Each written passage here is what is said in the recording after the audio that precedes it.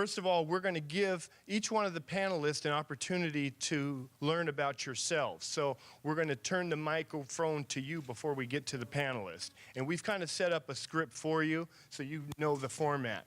We're going to go through the objectives so you know what our objectives this evening are. And then we're going to introduce you to our esteemed panelists. We're also going to introduce you to one of our very valued staff members who you have been in contact with as you came in today, Ryan Taylor. And we're very pleased to have him wearing multiple hats today for us. We're also going to give you an opportunity for more questions and answers, and then we close it out and to identify next steps. So you know this event is being videotaped, so you can go back to YouTube and see what these great diamonds that these panelists have given to you. The Entrepreneurial Institute of Washington have partnered with positive organizations, both in the government sector as well as in private corporations. And actually, one of our panelists today is the president of the Entrepreneurial Institute of Washington. So we are getting a double benefit there. And so he will be able to share his experience working with the Institute and how his leadership has really elevated our organization's exposure, not just nationally, but internationally. And you see that link on that page, that clicks you right to the YouTube station. These are some free classes that are available to you right now if you go to YouTube. And again, that's EIW Contractor University under YouTube. Now, for your introduction, you give us your name. If you're currently working with an organization or you run an organization, identify that organization because this may be an opportunity to promote it because there's a lot of different customers and agencies and stakeholders that will see this video. And so it could be an opportunity to promote your capabilities. Name, organization, your position, your work experience, and maybe what your objectives of today are. My name is Mike Johnson. Just recently started a clothing business, Town Biz Tees. Position as co-owner. Work experience has been in for-profit education. My objectives is just to learn more about the Entrepreneurial Institute of Washington and kind of find out how that can benefit my business and help grow it and sustain capital. Hello, I'm Shawna Dennard, and I am co-owner of Town Biz Tees, which is a retail. My experience has been in human resources, and my goal or objectives in this is just to learn more about how to grow the business and sustain capital as well. My name is James Malo. My work experience is 20 plus years in civil construction. Right now I'm working with a company called Santa Inc.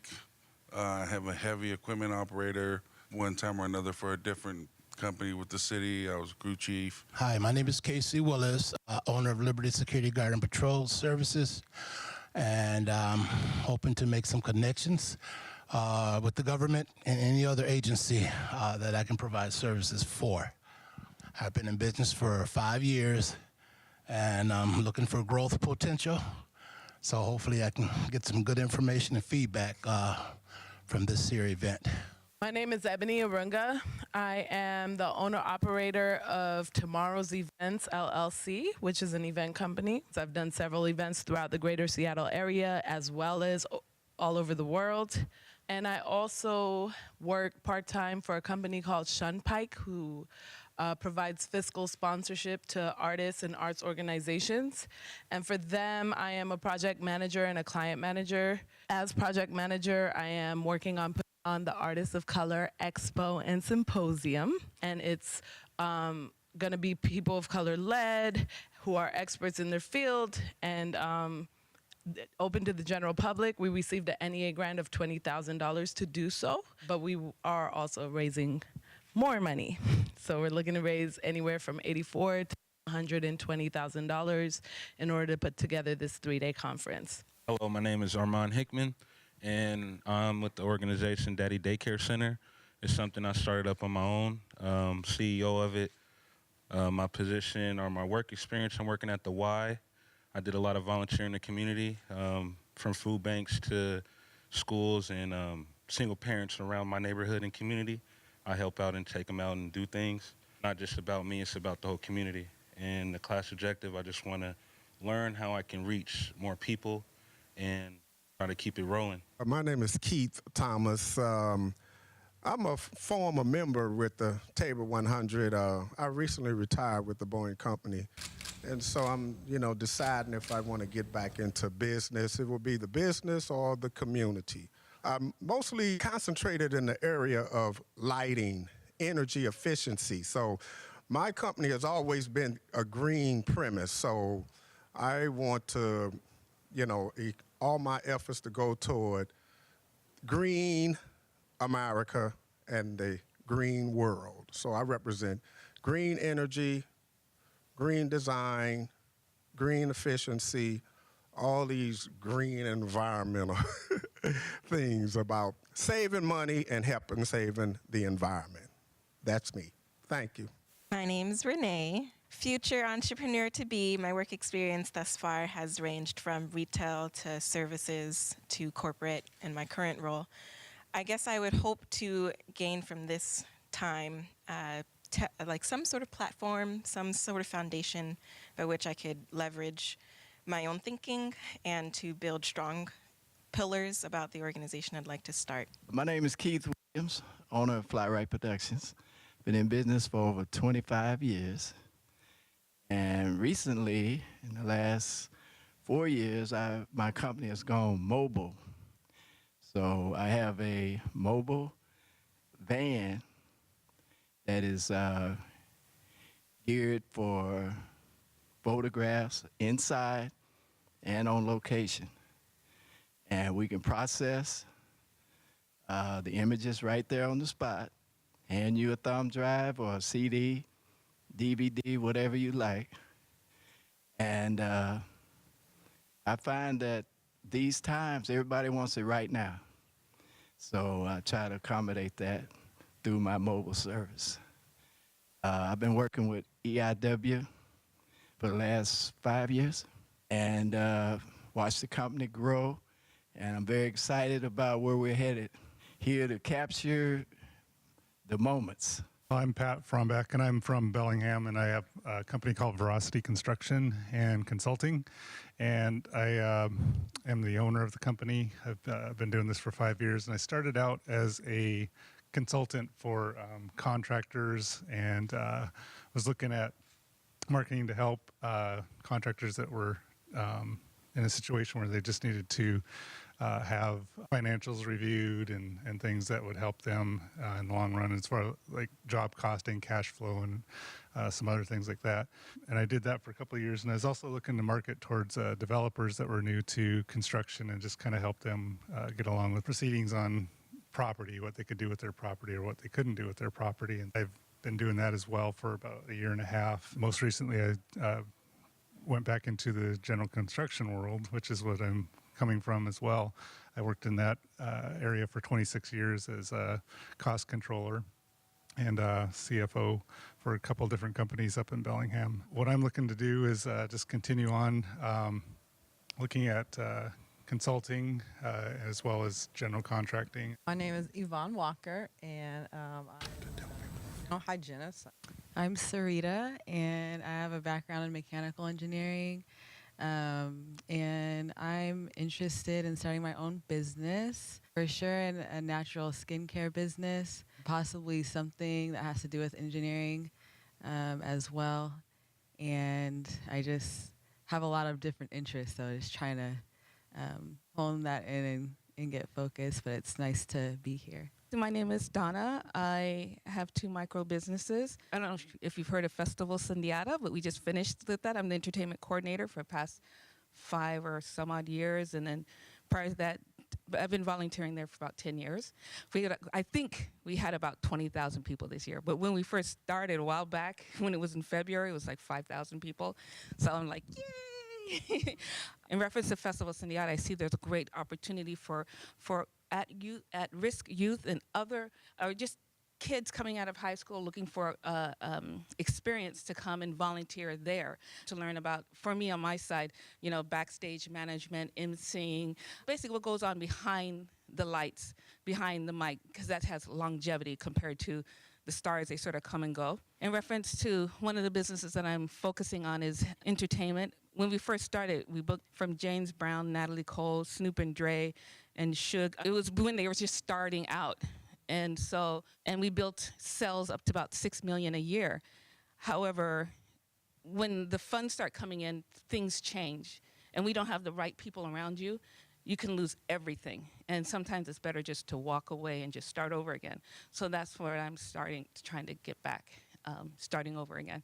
Our first panelist runs and operates a very successful civil engineering organization. And he's done it with the grace of God and some hard work. And he is what I would consider a legacy business. He's creating a platform for his kids and his grandkids to be able to capitalize and leverage that asset that he has built. And he's a great inspiration to me. He has been very successful in the public sector. And what we have found is that when we find diamonds like Cos Roberts out there, we want to champion them and create as much awareness as possible, because those agencies that are working with him, they need to be spending more money with them. And those agencies that aren't working with them, they need to be working with them. And so we like to be able to amplify the awareness of very competent, qualified people that are successful. And sometimes they don't like talking about it. Sometimes they're humble, like each one of these panelists are. So I'm going to brag on them all I can. I'm going to throw all the sugar on top. So with no further ado, Cos Roberts Urban Tech Systems. Please give them a warm welcome. Good evening, folks. I'm Cos Roberts, president of Urban Tech Systems. It's a 10-year-old firm. We work with municipalities, King County, several of the departments of the city, SPU, SDOT, City Light. King County, we're typically working with the Department of Natural Resources. We've worked with Sound Transit. We worked with the port. We worked with the city of Portland. From that standpoint, we've been a bit of a regional firm. Typically, what we do is civil engineering, construction management services for many of these large projects, like Brightwater, like the airport, like Sound Transit. Civil engineering has 3 disciplines. One is structural, which we don't do. One is transportation, and one is water. And in that, it's just about everything that you see. It's the built environment. We typically don't go up, we go out. So we're the folks that do the horizontal development. We're getting to a point where we're trying to go global, just like everybody else. So we've been doing some software development. I'm working with some folks in India, possibly bringing on clients in Virgin Islands, and just trying to keep stretching, trying to keep finding different ways that we can continue to grow and do the things that we do. Our mission is to focus on infrastructure and systems and develop that for the communities that we live in, okay? So what we do is, civic and community development, and we try to think about it, okay? Because I try to see the industry from as many different avenues as I can in my career, and so the only thing I haven't really done is actually work for a contractor, but I've worked with a contractor in his trailers for 2 years. So I've tried to see it from everywhere. I've been in the military, I was working for the federal government, worked for a small municipality. I've been in a large engineering firm, and now I have a small engineering firm, 10 folks. In that time, we've done everything from put up communications antennas to working on very large tunnels.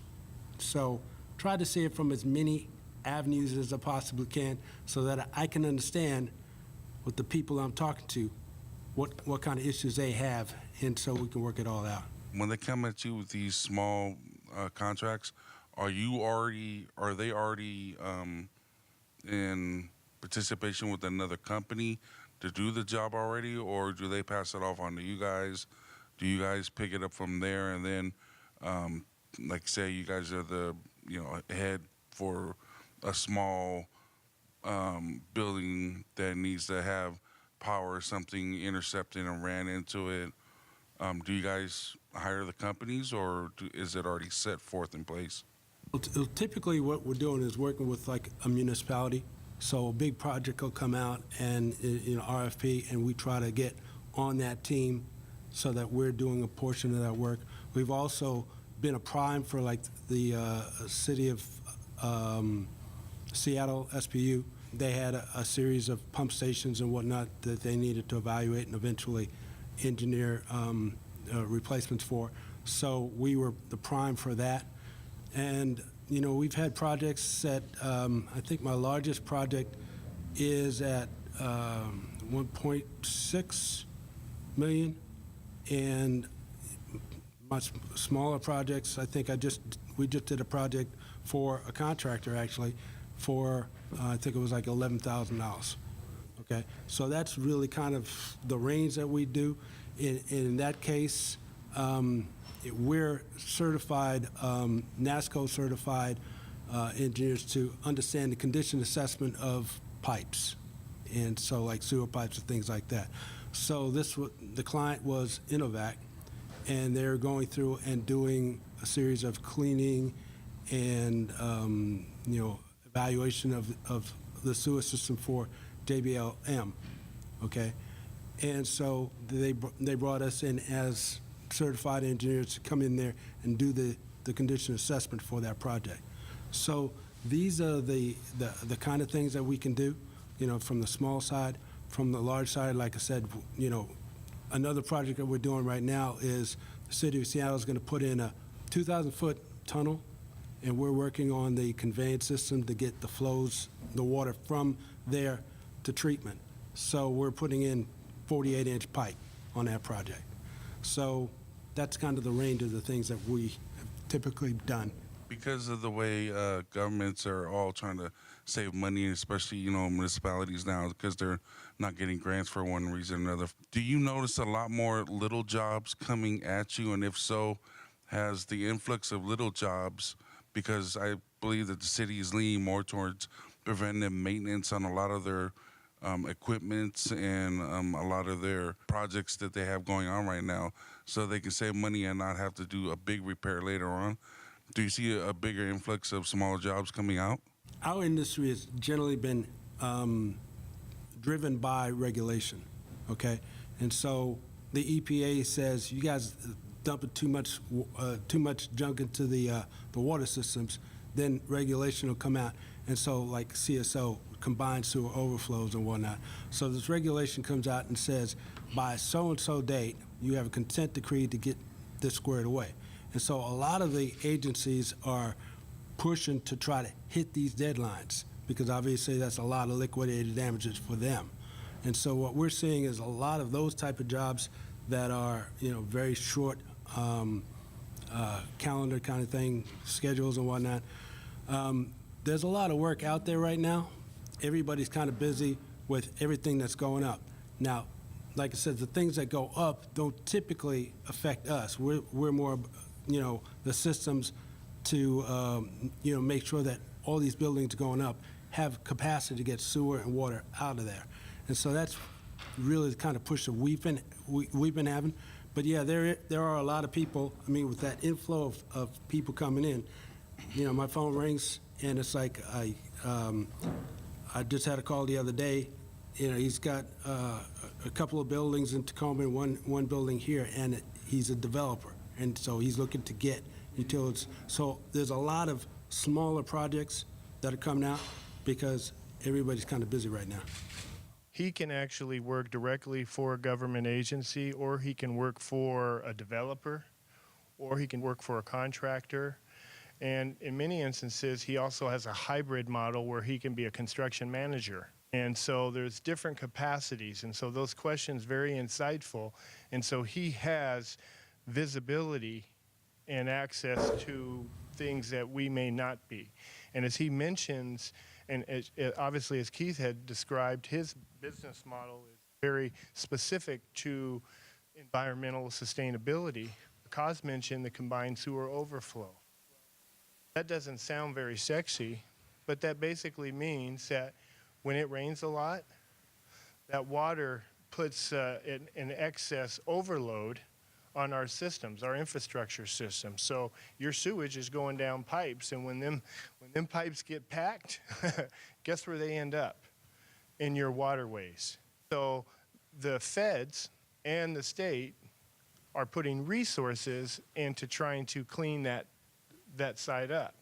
And those of you in the community side realize that we probably wouldn't be dealing with these CSO projects if the environmentalists hadn't been so aggressive in creating these standards, and the EPA and so forth. And so you kind of see how things work. This other handsome fellow, as I mentioned to you, is not only a leader in the Entrepreneurial Institute of Washington, but he's really a leader in minority contracting in this state. And he's one of those quiet leaders who doesn't say a lot about his capabilities or what he does. So again, I have the mic, so I'm gonna brag on my man. But he has found a way to be successful with or without the goals around affirmative action. And so the Entrepreneurial Institute of Washington is very focused on making our small businesses competitive so we can compete on any dance floor, any basketball court, any football field. You hear me? Okay? So what Nadeem Ismail has been able to do with his corporation, NI Painting, was to single-handedly develop this small sole proprietorship-like model with a strong commitment to deliver a quality product on time and for a reasonable price. And he has grown phenomenally from just those principles. He has been very successful in capturing a lot of the housing authority work that you know that is going on with Seattle Housing Authority and the King County Housing Authority, but he's been able to tackle some of the most complicated projects you've ever seen. Anyone know where the Space Needle is? Anyone ever been in the Space Needle? Can you imagine painting the Space Needle? Well, today you're going to meet the man who made that possible. Let's give Nadeem Ismail a warm welcome. Thank you very much. I really appreciate it. My name is Nadeem. I know Dan 15, 20 years. We used to go to Contractor Development Competitive Center, and our friendship originated from that organization or source. And then he started EIW in order to promote minorities and give them edge in securing the contracts and fulfilling their needs and goals. He is a true leader working for the minorities, putting together all these programs, working on our behalf with major organizations like Hoffman, all other city organizations. We team up with Hoffman. So I like to applaud his efforts he has done for all of us. I am the president of NI Painting and Construction Company. We are based in Bellevue. I started this business back in 2001. I was working as a part-time and I was going to Bellevue College because a lot of my friends, they work Microsoft. I have a couple of master's degrees. They say, why don't you become a programmer and work with us? So I was going back and forth, but I realized I cannot sit in front of a computer all day. So I started the painting business slowly. I started with the houses. I first learned. I was blessed. I had a friend. He's still my brother, Rick Wall. He helped me. He sent me to, it was like a university. One contractor, second contractor, third contractor. He was the owner of Benjamin Moore paint stores at East Side, all of them. He introduced me to other people like his brother. So I learned a lot. I graduated from any house we touched. There was 5 million, 10 million, Medina, Mercer Island, all those houses. And then slowly I started my own. He helped me. I started my own business. And I remember my first project, that was with the University of Washington. They gave me one building, Russian house, and that was my first big project. I could not sleep all night. I said, how am I going to do that? How am I going to close the 45th Street? How am I going to have the boom lifts? All those things. So I was up all night, and then I made up my mind. I made a plan how I'm going to put together this plan, and it was actually lead stabilization plan. We do commercial coatings, we do light industrial coatings, we do intumescent coatings, which is fireproofing. We have done Seattle Center and many other places. We do water repellent, anti-graffitis. And then before I come to UW, so I'll just give you a little bit background of myself. We have contracts with the City of Seattle. We do take care of all of their painting and relevant needs for the last 20 years. We have on-call contract with City of Bellevue. We have on-call contract with the King County Solid Waste. We have on-call contract with Seattle Housing Authority.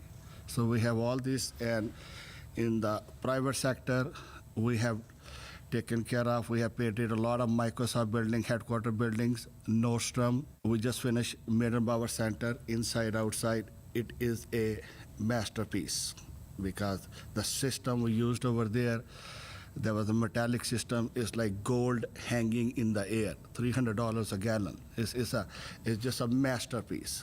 They copied something from New York. So, and in the public sector, you name it, UW building, Space Needle. Right now, we are working on 2 big schools in the history of the Washington State, Wilson Elementary and Wilson Middle School. So we are almost at the end of that project, and we are working with the Venture General Contracting in Sammamish. We have a big complex with them. So the key to become a millionaire starts from that, my UW story. You have to have a passion. You have to have a passion that today I am here, tomorrow I need to be over there. And then I need to sustain that. How I'm going to do that. For that, I'm going to talk about construction industry because I know there are a lot of folks with other industries too, but I will be relevant but it will give them useful information too. I started the project and finished very successfully. It's not very difficult to become a millionaire. By the grace of God, I am one of the millionaires. I have the one project, is over $1 million. In the private sector, I have one project over $2.7 million. So I'm just telling you these things to motivate your passion. In order to achieve those goals, it requires a lot of sacrifice too, a lot of hard work too. Things that they help me, the certifications. I have MBE certification, that helps me. I have SCCS certification, that helps me. That's not a goal, that's a requirement. The general contractors are literally begging. They're saying, oh, please, can you bid on this job? So many projects, I just don't even bid on it. Every single day I receive so many requests. We pick and choose and say, I'm going to do this, I'm not going to do that. So your certifications help a lot. Networking events. You go to City of Seattle, they have a reverse show. King County has a show. All these major organizations, you go, you get a chance, you meet the buyers, you meet the purchasers. So you sell yourself. You say, okay, this is my company, this is what I have been doing, and then please give me a chance how I can work with you. This is the way I got my first on-call contract. And by the way, if I put together just my all-con contracts, they go more than $500,000. So those are not smaller projects. I have a project with City of Seattle, paint a wall, $1,000. I have a project over $1 million, $2 million. So it doesn't matter. It is the way you arrange the business. It's the way you do your business. So anyways, so those networking events open the doors and the opportunities for you to grow. But in order to grow, you have to ask 2 questions to yourself. Question number 1 is, how much money you have? How much skilled people you have? How much you can? You cannot go from $100,000 to $1 million in a day. It is going to take a little bit of time. It's going to take a planning. You need a controlled growth. You don't want to bid on a project which you cannot handle. Then you have to file the bankruptcy. So it takes a little bit of time, slowly, And then you understand more things. Then you get more experience, more knowledge. Which project I'm going to get? One project, I make $10,000. Another project, I make $300,000. All in your brain and experience how you are going to get those projects done the way. In order to become successful, you want to make sure you have enough money, enough capital, and if you don't have capital, there are sources, banks, there are lending sources, whatever, and you can finance the project, and you can grow. Good thing is with the cities, the city of Seattle is net 30, and they have 2%. They pay they take 2%, they pay 10 days. Microsoft has the same policy. 10 days, they take 2% off of your invoice. So you can get the money fast. Sometimes on bigger projects, yes, there's a lot of money, but I get a lot of money too, real quick, to finance other projects. So that's another thing. Also, you want to make sure you embrace the latest technologies. Like back 15, 20 years ago, when nobody ever knew about green painting, I was the first one who took the classes because I knew the future will be the green painting, zero-use paintings. So that gave me an edge. And that brings a lot of business. Majority of the painting on a bigger projects even is almost 70-80%, that's your green painting. So if you have that in your portfolio, that will enhance your more chances to get more business and grow. So some people have insurance, they don't have any problem. Probably it's easy to get $1 million to $3 million insurance, but payment and performance bond, I don't know how many people know about payment and performance bond. If you work with the government, different organizations have a different target, but $300,000 is usually the limit. When you work on a project, then they require a 5% bid bond that you deposit when you submit your bid, and then payment and performance bond, 100% of the value of your estimate. So that's your, so if you bid a project which is less than $300,000, then you don't have to worry about the bond. Some organizations do require, some organizations don't require. PCL has a policy, they have a special insurance where you don't provide even a payment and performance bond, they cover that. So all these things, they help you to grow. So in order to grow, become a millionaire and then sustain that, then all these efforts what you're doing, you have to keep your momentum, you have to make sure you follow the practices you are doing. And every year we make a business plan, how much we did this year. 80% is the public works, 20% private sector. I usually like to choose the public sector because what happens in the public sector, you have more skilled people, you are paying them a lot of money. Like us, we pay $40 an hour. So we pay those guys, and with the government, it's a constant work. With the private sector, the guys are getting $25, $30 an hour. So there is a more incentive over there for the guys working. And so it's 80-20% ratio. You want to make sure you're estimating. Two things are your life or blood. You want to make sure you have money. And number two is you're estimating. You want to make sure your estimates are good. If your estimate like us, if we make a mistake, our mistake is usually over $100,000 or $200,000 easy. So that's why I have a checklist of 25 items, and then I keep on adding when I see a new situation. So we cross-check before any bid goes out of the door.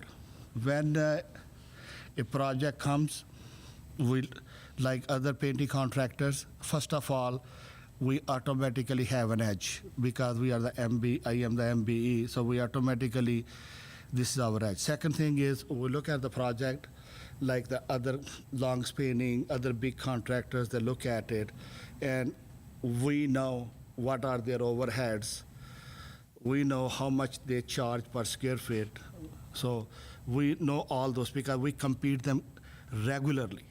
So we get the bid history, the bid tabulation on every project. So when you're bidding on the contracts, that's something that you let the vendor know that you are a minority business. Yes. Okay. Yes. Being a minority business, they don't give us the job. They open the doors for us. So if we need any information, they help us. So, and that's a big help. So sometimes we get involved even before a project bids. We help Hoffman to give them the budget numbers and design the spec for the train that is E360 that is going to go from Bellevue to Redmond. We are the one who gave them all the information. Because that's a big thing that people always say. Yes. Is if I would have known that, now or then what I know now, I could have made millions. Yes. So, because I want to start a company too. Yes. In construction, and that's a very hard field to get into. Yes. But what is some of the biggest hurdles that you've had to get over? Whatever I learned on my own. If I had gone to UW to do my master's in construction management, they have requested me 4 times to come and teach classes as a guest instructor. I'm just giving you, we have done so much work. If I have gone over there, or if I myself have worked for a big organizations and learned the whole system where I am now, I would be way ahead. I learned on my own everything, how to read a blueprint, how to estimate. In painting, it looks simple. My doctor friends, I tell them, it is way difficult than your medicine degree. Every project is a challenge.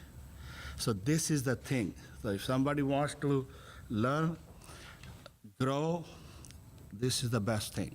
Go to that particular institution, go to that particular organization, and then you learn it, and then you start it. This is what I am missing, but I have overcome now with my experience. The government in the county provides you with, is it steady business growth or continuous business? On-call contracts, they continue. Continue? They continue. They renew it after 4 or 5 years. So they bid on-call contracts. So we gave them a price. Okay, here is what we do.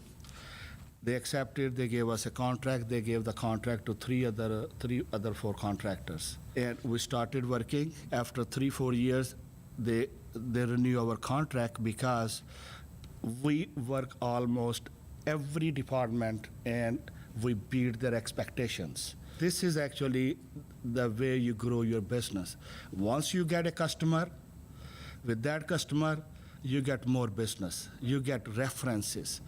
So then we continue with that. So that's the one thing. And the second thing is, with the King County and Port of Seattle, they have a program. It's called SCS, Small Contractor Supplier. It's a requirement. It's not a goal. So when we get the invitation, sometimes I bid as a prime, sometimes I bid as a subcontract. I get those jobs too. You should go and meet with the diversity manager of every company. Every big company, they have a diversity manager. They have a diversity program. They open the doors for you. They embrace you with respect and a warm welcome. And then from there, it is in your hands. You just give them a call. You ask them, this is my name and this is my company. I have been in business such and such long time. I want to work with your company. I like to meet with you. And when you meet with them, you go over there better, very prepared. You take your resume, you take your references. They're going to ask you how much insurance you have, how much bonding capacity you have, how many employees you have, where have you done, give us your references, you give them all that. Let me tell you one thing, there are not a whole lot of bona fide minority contractors. This field is wide open. It's important that you leverage the communications with the diversity managers, but realize that they're typically not the ones making the decisions. They're the ones that influence the folks that make the decisions. So what you want to do is empower them, and most of them don't have backgrounds in your area of work as well. And so are they going to do a good job of promoting your firm? Probably not as well as you would. So you want to develop promotional pieces that are going to allow them to push that email forward and not have to do a lot of explaining. And then that creates a conduit for you.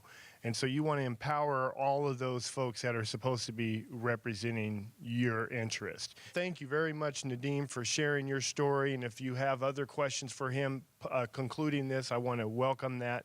And we've also left his contact information up as well, so you have his information. And we have business cards for the Institute. And our next speaker is Dean, and I want to give him some opportunity. He's going to describe how you can actually develop a backlog of project opportunities, and then you can kind of go through these and say, you know what, this one looks good, but this one I don't have enough time for. I don't have the right team. It's going to take some time for me to get my insurance together, or maybe it's a grant and I need to, apply for a grant, but again, I'm going to have to get information from multiple sources, and am I going to be able to do that in the time frame to meet that deadline, for that opportunity? As it relates to speaking from that $1 million and above cloud level, which all of us obviously have ambitions to be, if not beyond. Dean actually has relationships with the trades from his work actually working in the trades. And he leveraged his relationships with the trades and his great relationships to build a business. And this business has grown to a point where it's been able to secure the kind of capital that it takes to acquire one of those huge cranes that you see on these projects running around here. We have a great asset here today who can provide a background and an experience from not only being from the trade, but converting that formal, trade experience and education to an enterprise that's very successful and growing. And actually, Dean's one of our newest members of the Institute, and we're really proud to have him here today. So with no further ado, let's give Dean Seberg with Seberg Construction. Well, I'll give you a little background. My dad was an operating engineer, heavy equipment operator, followed suit, got in the union in 1978, and still active member with the operating engineers, worked the dirt work, did cranes, rental. James was saying, why am I working for somebody else when I want to do it? So in 2009, I started my own crane company, went over to the Big Island, decommissioned windmills, went to work for First Wind, erected windmills up in Maui, did 4 big projects, RMT, left the island because the windmills kind of died off, so I was following kind of the green pattern, and then Seattle took off again. Started doing small multi-housing developments, supplying tower cranes, supplying operators, inspecting them and erecting them. And I kind of looked at the industry and who was doing it. I only had 2 competitions. That was it. There was nobody else doing it. So I found my niche. Obviously, you can see that there's 66 tower cranes in Seattle, and 1/3 of those are mine. If you work hard, you can make it happen. We've had lots of trials and errors. I'm always looking at my business plan, trying to create it better than somebody else, giving them service. When the phone rings, we always answer. We get back. I would say probably one of the best things is you answer an email or return a phone call. I think most people are really frustrated with technology now and reaching out and saying, hey, I can do the job or I can't. And that's what I'll tell them. They have a definitive answer, and then we move on. I was worried about not getting good, qualified tradespeople, and so that's why I went with the union people. I'm signatory with the laborers, iron workers, and the operating engineers. So when I need people, I make a call, and usually it works out a pretty good rate. About 80% are good, and then you're always going to have a few that aren't going to work out. We always try to find somebody a home. Currently, I have 41 people working for me, and the company started out in 2009. The other thing is letting technology help. I'm on the computer all the time, seeing where the work's at, what's going up, send emails to people. Like Marjorie at Hoffman, she helps you out on different things. Leidick has somebody else. Kiewit has somebody else. Making phone calls is extremely beneficial. Don't be afraid to ask the dumb question. There are no dumb questions. And you'll be surprised how friendly people are to help you. And I have King County jobs. I inspect all the King County's cranes at all their facilities. I do tank jobs for King County. The water that you're drinking, I'm supplying the cranes and lowering stuff down in these reservoirs. So I'm diversified. I'm working with Hoffman at Roosevelt Station, supplying the cranes there. So don't count yourself out, and find a mentor that somebody can help you. I've had a lot of people help me out through the different stages. That has been really, really beneficial to me. And I do private and federal work. So the only thing that I would say that when you do federal or state work, everybody's paying the same wages and benefits. When you're in the private sector, people are paying all different wages. So when you are bidding a state or federal job, you know that your competition will be paying the same wages. And the materials, that's where it's going to kind of get a little bit different. You guys in the clothing business, right?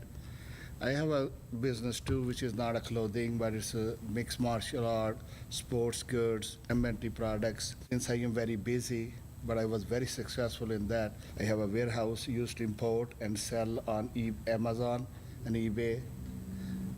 What cost me $10 is sells $100. There's a lot of money in that. That's my passion if I want to do that, but the problem is I'm so busy in this, I cannot switch. There are a lot of advertisements for clothing. I don't know what type of clothing you do, uniforms for military, for all those people.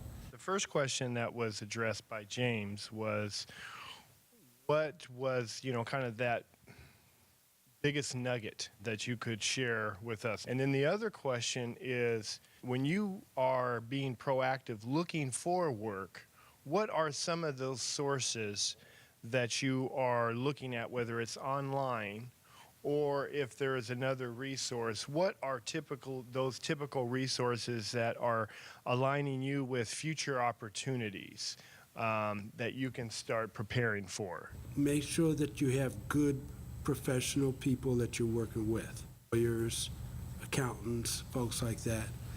I almost didn't make it past my first year because I had a really bad accountant. So at the end of the first year, I found myself $100,000 in the red. And we had a really good year, okay, because I bought the business. So it's important that you get good people that you're working with. And the best way to do that is find people that are doing the kind of things that you do and talk to them. Talk to people, networking. You've heard it before. Obviously, my accountant's got to go. And I'm sitting there interviewing another accountant, and my insurance guy comes in. I'll tell you who, okay? So find your network of people that are helping you. Talk to them. Ask them, because they do this stuff all the time. Get good people to help you along the way. Because otherwise, you can lose a lot of money real quick, and then it's over. Okay? So in business, it's cash flow. You've heard it before. You got to have the money. You got to know where that money is, where that money is going, how soon before you get more money, all that cash flow. Track all that stuff, have good people working with you kind of thing, so that you can continue to make the money to stay in business. Because that's why most businesses close up, because they don't understand how to use their money. They don't understand cash flow. And so even though you might have a lot of money coming down the road, if you don't have it today, you got to pay your bills today. Dan was saying is, where do you find your sources? Business owner is a very busy person. You also have to be out there because the work will not come to you. As Nadine was talking about, going out to pre-proposal meetings and all of this kind of stuff, you got to get out there, you hear about a project, you go there. Even if it doesn't really fall into exactly what you're looking at, if there's like a fair or something like that, you go. Even though it may not be the kind of clothes that you're looking to sell or something like that, you go. Because while you're there, you're meeting other people that are in your industry, okay? And you're starting to network. And like I said, you got to be vocal. You got to be asking questions because, you know, questions are free. You toss it out there. You might get an answer, you might not, but it's free, okay? And you start to develop that, you know, camaraderie kind of thing, and somebody will tell you this and somebody will tell you that. My day is, you know, I look at my calendar, it's where am I supposed to be now? Because I try to keep my calendar loaded up with places I can go, talk to people, find out about what's going on, and that kind of thing. So those are the kind of things. In your industry, whatever the vehicle is to get information, like pre-proposal meetings, like, you know, when the city and the county has these reverse vendor things, any opportunity to get out there and talk about your company and talk about what you do and find out what other people are doing. And like I said, I just find learning all that kind of stuff and putting your name out there, you're also sucking in as much as you can about your competition, okay? So that you can tailor what you do and be the best person for them to pick up the phone and give you a call. My wife was doing the books, and I was bidding the work and running cranes, and finally it came to a point where I couldn't do it all. And so hiring good people and not being a control freak. You have to learn how to delegate, because when you're working 14 hours a day for the first 2 years like I did, I couldn't do it anymore. And it was coming to the point of where I have a family, 3 kids, I have a wife, something was going to give. So it was going to be one of those 3 or 4 things. So finally hired some good people, super important, a good bookkeeper, and a CPA comes in and looks at my books every 6 months. That way there's checks and balances. Yes. That way, like you were saying, the money's gone and it's already too late, and most of those times you don't get the money back, it's gone. So delegate, try to find an even balance, but in the beginning it's super hard, there is no even balance. So definitely has to be your passion, or don't get in the game, because you have to enjoy it. The rewards will be there if you work hard. And talk to people. You don't have to reinvent the wheel. There's a lot of people have already ran into the wall 3 and 4 times. You don't have to be that person running into that wall. When you first started your crane business, because I noticed you got a lattice boom crane holding that as a nice over in Hawaii, yeah. Yeah, nice car with that lattice boom. Did you rent the equipment, or and that's what I was lease to own? Exactly, because I had noticed that a lot of small construction companies who start rent a lot of their equipment, simply because that keeps the cost of the overhead of maintenance and other stuff like that off of their backs, and puts it back on the company that they're renting it from. And if something goes wrong, it's up to the company to come out and fix it. Right, like Caterpillar. Exactly. Correct. Yeah, I didn't buy any of my cranes until about 2012. I leased everything. Financially, you know, cranes are fairly expensive, you can imagine. So that's a whole different world in itself. And so it was much easier. Like you said, you'd have maintenance people come out and everything was taken care of. And so that was all, you can sign a maintenance agreement when you lease, purchase, own. If you know if you're going to have a big job, I would look at lease to own. If it's a short job, get it from whoever and turn it back. When you do like lease to own equipment, you know, or you're leasing equipment, do you find it a lot better that you rent it just for that project and then cut it loose?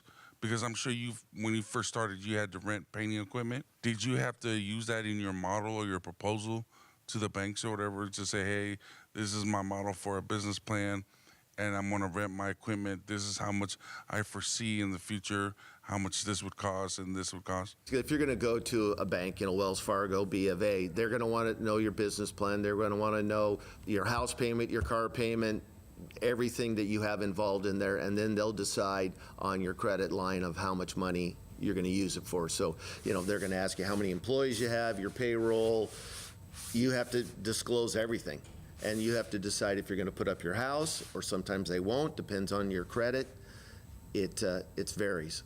And sometimes if just the equipment, if it's from United Rentals or Sunstar, they'll just won't really ask much of anything on small, like a boom lift or a scissor lift or a small excavator. I think you'd be fairly okay. You wouldn't have to go to the bank.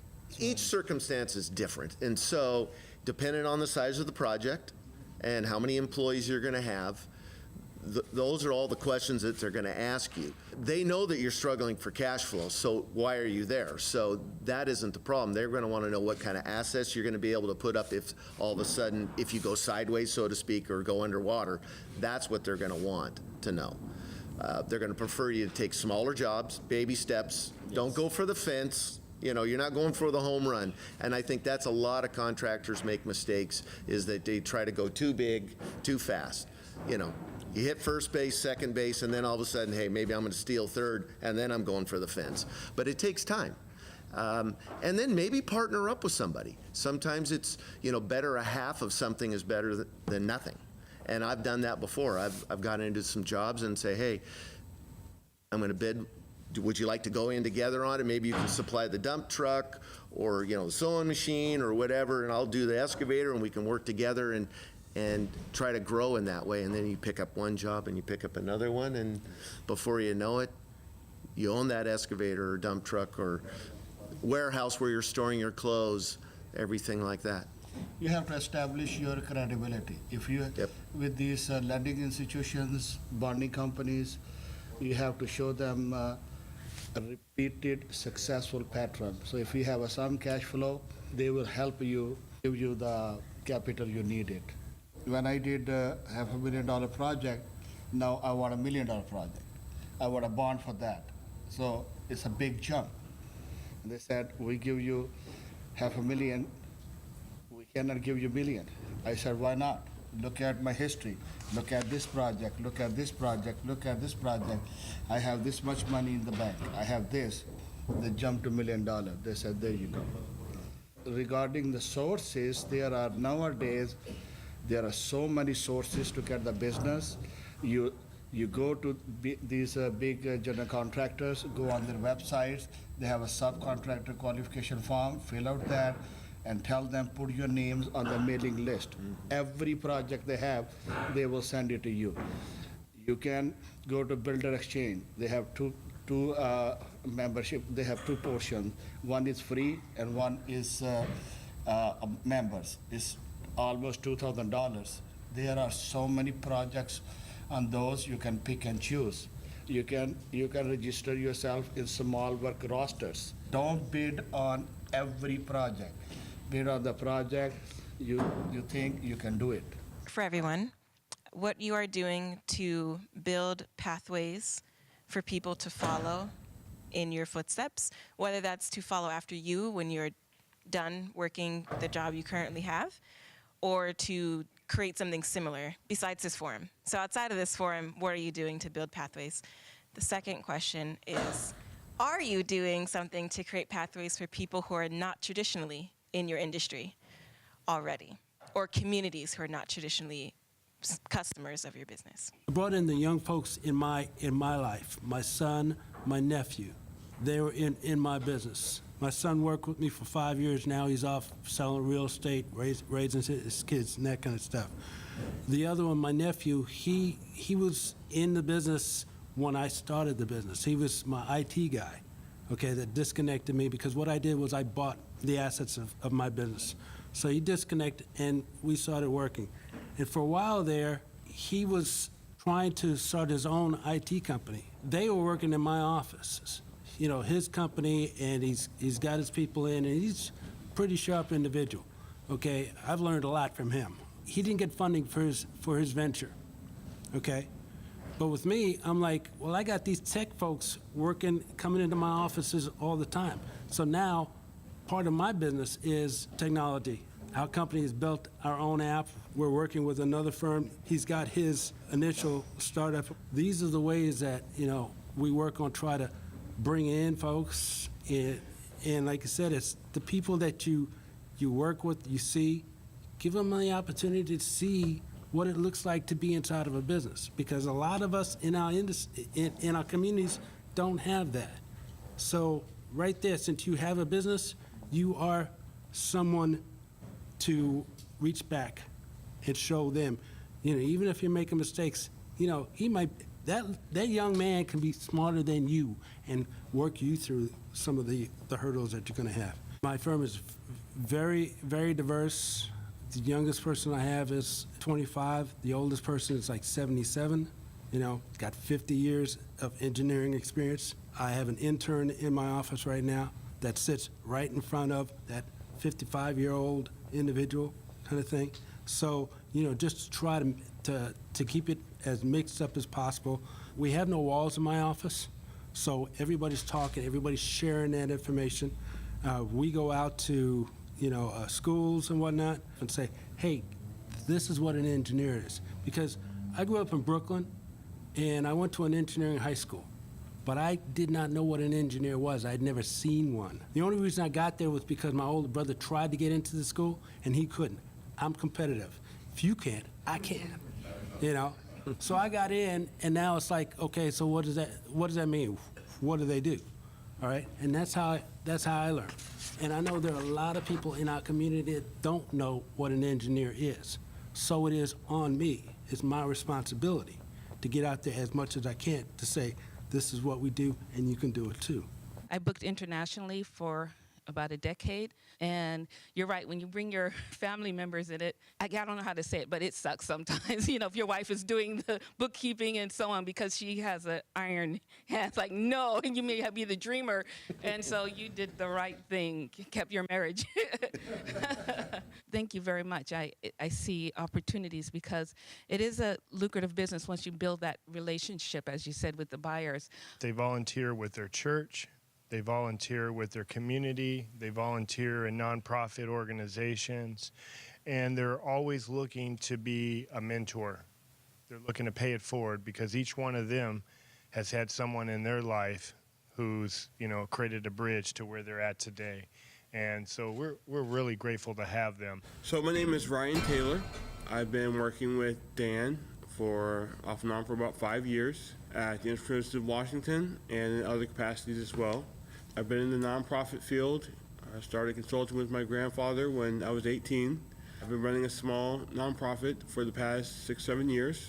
And I also have a writing company that edits books, writes proposals, and writes web content and media, and just about everything you can think of, except for specialized medical stuff. And right now I want to tell you about some of the things we're offering at the Entrepreneurial Institute of Washington. One of them, we call it the Construction Project Database, and it's free to anybody who wants to receive it, especially those who are attending our classes. We have Ryan here who was giving you some information on some of the resources that the Entrepreneurial Institute of Washington provides to its members and to the public. He was talking about a very comprehensive database that he has co-developed with his mentor, myself. I'm going to give myself some dabs a little bit. We created a strategic relationship with Construction Market Data, one of the largest national providers of government and private construction and supply opportunities. So we have the Construction Project Database. We send it out approximately once a week. And in the database, we have a number of projects that are bidding, and you're able to either log into the system if you want to purchase the service, if you like it a lot, the CMD service, or you can look at it and decide to find some information about it and just find out about it, basically. In the database, we list the projects that are bidding, and we also have the bid dates and the bid times. We also have the mandatory pre-bid meetings. So some projects will have a pre-bid meeting that's mandatory, and if you miss it, then you can miss the whole project. We also have the project company information. So the role of the company to contact and the name and the contact person. When we send this out every week, you can receive it in your email and then go look for the opportunity to find the project. And this is a free service, like I said before. So we also have a future construction projects database. And that is where we have a list of about 2,200 projects that are about to go forward in the future. And they haven't been open for bid yet, and you may be one of the first people to find out about them if they just got listed, that day before it was sent. So that's a good opportunity to look at those, and that'll have also the name of the company on there that is holding the project, and you can go and you can try and get to know the company who are putting on the project before it even starts.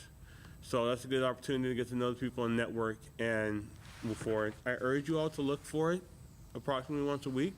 I'll be sending it out personally. And if you have any questions, please email me back or call me, and we'll see what we can do to answer them for you. Everybody who has attended the classes will be getting a copy. And anybody else who would like one can receive a copy too. Ryan's work, and he mentioned that he works with nonprofits as well as for-profits. So obviously most of our members are for-profits. But in the nonprofit environment, for folks that want to give back to the community, but they don't know necessarily how, we've developed a program where we actually perform a national search for actual grants, free money, where folks compete. Sometimes for-profits can actually compete in this environment. And so, Ryan, could you tell them a little bit about your process as it relates to grant searches? The Entrepreneurs Institute of Washington is offering grant searches for nonprofits and corporations that are looking to get a grant or a service contract. So basically, we search for 4 types of grants: federal grants and contracts. Federal grants being money that is kind of given either to get something started or 1 or 2 time allotment to get something off the ground. And then we have federal contracts that we look for, which are consistent money coming in to run a project for a number of years and, pay people salaries and pretty much take hold of the whole thing. Then we have state level grants and contracts. And the state level grants and contracts are oftentimes easier to secure than federal contracts and grants because there's just less people competing for them. They have less requirements. And so we're going to search for those as well. Then we have foundation grants, which are not government agencies, but private entities, usually nonprofits, that are set up specifically to give money to organizations and corporations and individuals to provide services to different populations. Then we have corporate grants. Those are sometimes given by companies directly, or they're given by their coexisting foundation. Like, for instance, Bank of America has the Bank of America Foundation. Microsoft has the Bill and Melinda Gates Foundation, which is located in Seattle and which is actually the largest transparent nonprofit in the world as far as actual equity and assets go. For small disadvantaged businesses, is there any grants available that you do not have to pay back that small businesses, disadvantaged businesses, can qualify for? Yes. Pretty much all grants don't need to be paid back unless something goes wrong. There's grants for every type of business. There's grants for individuals. There are grants for nonprofits. And so if you're a small business, small disadvantaged business, you might want to consider going for a service contract to where you can provide whatever your business and services are to a corporation or to the public or something like that. Is that a grant you're speaking of? That'd be a contract, which is kind of like a grant, but a grant is more kind of like, I'm putting this money into this organization and they're going to provide this service once or twice over the next 2 years. A contract is something that goes on indefinitely. So it can be 10 years. Someone could give you a contract to perform security services either for their company, or the government could give it to you to be able to perform it for companies who can't afford it for, 10, 20 years. Yeah. The thing about grants and contracts is it requires a lot of documentation. If everything goes right, then the grants are free and the service contracts last until it's time to terminate. Most of the grants that I've seen that are designed for-profit businesses are really those organizations that are maybe training. So typically there is a goal and you're satisfying that goal. Depending on who that entity is, there may be a value set, a mission, or guiding principles. And what you try to do is align yourself with those guiding principles.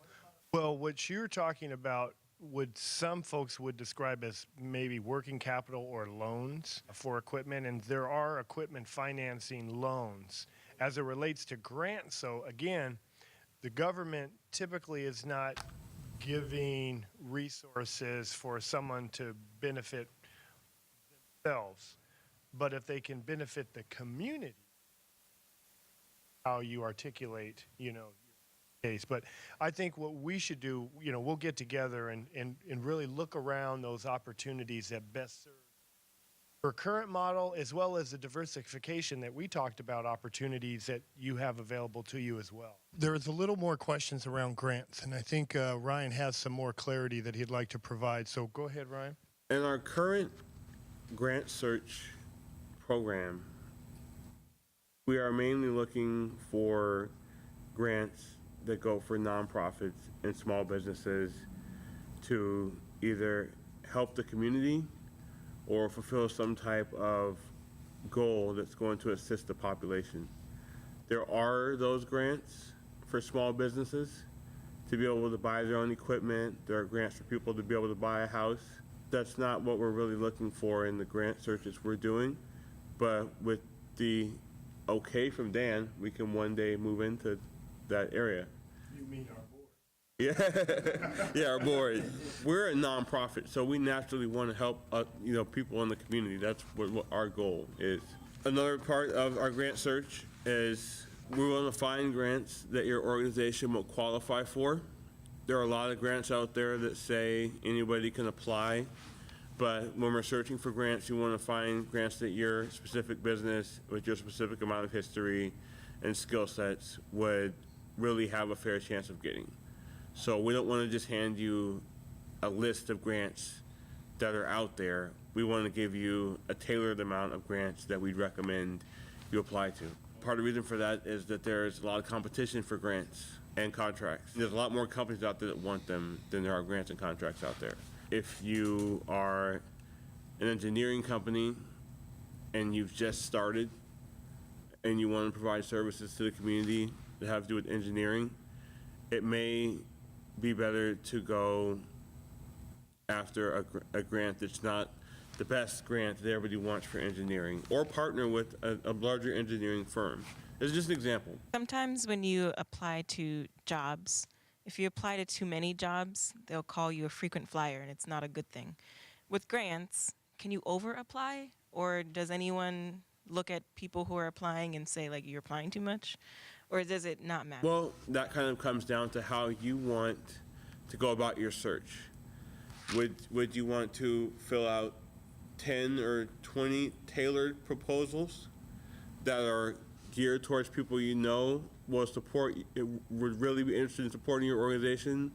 Or do you want to fill out 100 different proposals to people who may be long shots? Depends on how you want to go about the search. Not every grant is available every year, but some sort of variation is often available once every year or every 2 years. Yeah, a lot of times they're not connected.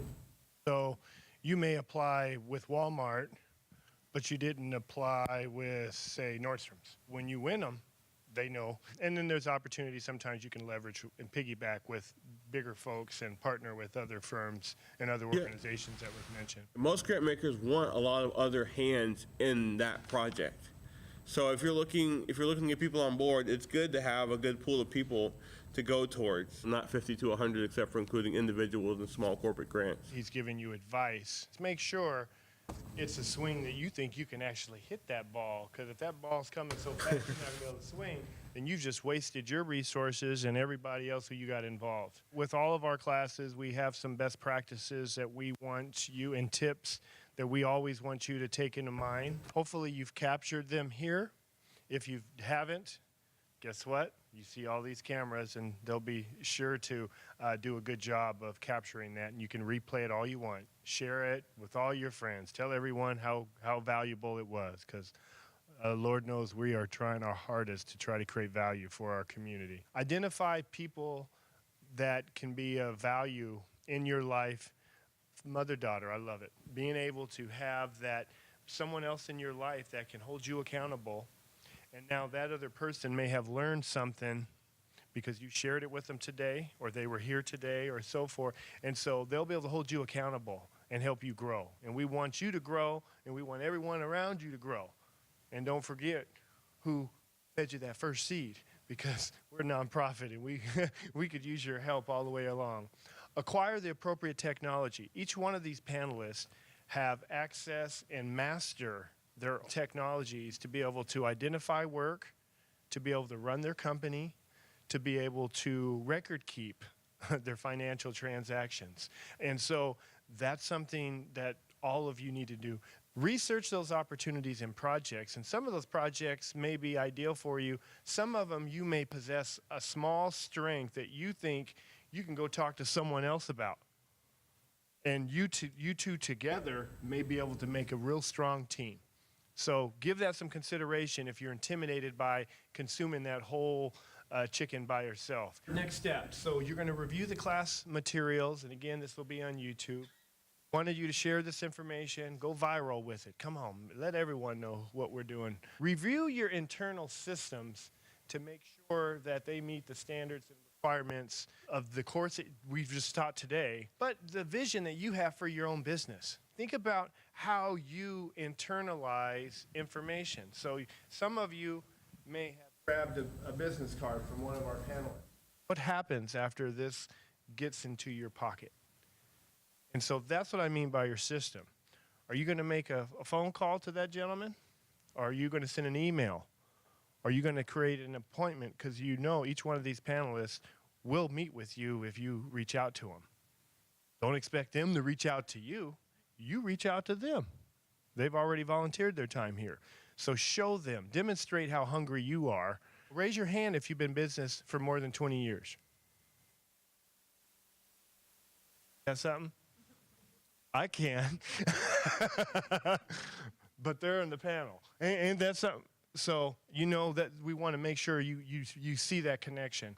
Communicate with your subject matter experts. Obviously, the Institute has quite a few for you. You leverage them because there are opportunities and resources and connections. It doesn't matter what business you're in. Each person has a connection in an extended body of people that are in their life that could be of value to you. So hopefully we can put our heads together, and you already have a global master over here who knows sourcing. And every one of these individuals, what they are is expert project managers, meaning they get shit done. And so I'm so pleased to have them here today. Share contact information with the participants. Pursue future work with the instructors, because we're all pursuing opportunities. Go to YouTube EIW Contractor University and make sure you get this class. And again, I want to thank you for making time on this beautiful day for us. I want to thank this most talented panel and the board of the Entrepreneurial Institute of Washington. Thank you. All right.